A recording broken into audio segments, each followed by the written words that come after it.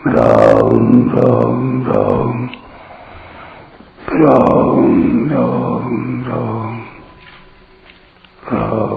राम राम नारायण नारायण। संबंध।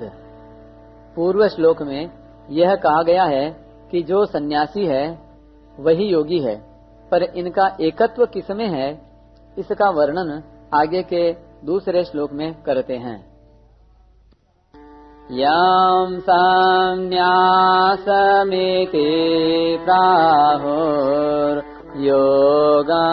तं विद्धि पाण्डव, न ह्यसंन्यस्त संकल्पो योगी भवति कश्चन। हे अर्जुन, लोग जिसको सन्यास कहते हैं उसी को तुम योग समझो, क्योंकि संकल्पों का त्याग किए बिना मनुष्य कोई सा भी योगी नहीं हो सकता। व्याख्या। यम संन्यासमिति प्राहुर योगम तम विद्धि पांडव। 5वें अध्याय के आरंभ में भगवान ने बताया था कि सन्यास और योग अर्थात सांख्य योग और कर्मयोग ये दोनों ही स्वतंत्रता से कल्याण करने वाले हैं तथा दोनों का फल भी एक ही है, अर्थात सन्यास और योग दो नहीं हैं, एक ही हैं। वही बात भगवान यहाँ कहते हैं कि जैसे सन्यासी सर्वथा त्यागी होता है, ऐसे ही कर्मयोगी भी सर्वथा त्यागी होता है। 18वें अध्याय के 9वें श्लोक में भगवान ने कहा है कि फल और आसक्ति का सर्वथा त्याग करके जो नियत कर्तव्य कर्म केवल कर्तव्य मात्र समझकर किया जाता है वह सात्विक त्याग है, जिससे पदार्थों और क्रियाओं से सर्वथा संबंध विच्छेद हो जाता है और मनुष्य त्यागी अर्थात योगी हो जाता है। इसी तरह सन्यासी भी कर्तृत्वाभिमान का त्यागी होता है, अतः दोनों ही त्यागी हैं।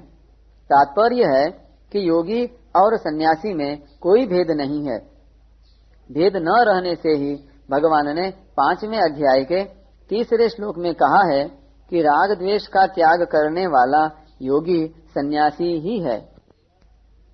न ह्यसंन्यस्त संकल्पो योगी भवति कश्चन। मन में जो स्फुरणाएं होती हैं अर्थात तरह तरह की बातें याद आती हैं, उनमें से जिस स्फुरणा के साथ यानी जिस बात के साथ मन चिपक जाता है, जिस स्फुरणा के प्रति प्रियता अप्रियता पैदा हो जाती है, वह संकल्प हो जाता है। उस संकल्प का त्याग किए बिना मनुष्य कोई सा भी योगी नहीं होता, प्रत्युत भोगी होता है। कारण कि परमात्मा के साथ संबंध का नाम योग है और जिसकी भीतर से ही पदार्थों में महत्व, सुंदर तथा सुख बुद्धि है, वह भीतर से पदार्थों के साथ संबंध मानने से भोगी ही होगा, योगी हो ही नहीं सकता। वह योगी तो तब होता है जब उसकी असत पदार्थों में महत्व, सुंदर तथा सुख बुद्धि नहीं रहती, और तभी वह संपूर्ण संकल्पों का त्यागी होता है तथा उसको भगवान के साथ अपने नित्य संबंध का अनुभव होता है। यहाँ कश्चन पद से यह अर्थ भी लिया जा सकता है कि संकल्प का त्याग किए बिना मनुष्य कोई सा भी योगी अर्थात कर्म योगी, ज्ञान योगी, भक्ति योगी, हठ योगी, लय योगी आदि नहीं होता। कारण कि उसका संबंध उत्पन्न और नष्ट होने वाले जड़ पदार्थों के साथ है, अतः वह योगी कैसे होगा? वह तो भोगी ही होगा। ऐसे भोगी केवल मनुष्य ही नहीं हैं, प्रत्युत पशु पक्षी आदि भी भोगी हैं, क्योंकि उन्होंने भी संकल्पों का त्याग नहीं किया है।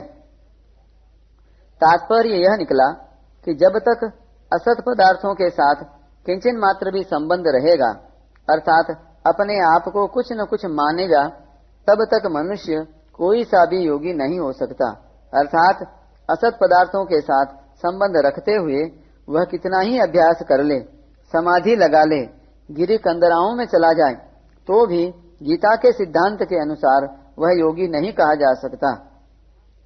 ऐसे तो सन्यास और योग की साधना अलग अलग है, पर संकल्पों के त्याग में दोनों साधन एक हैं।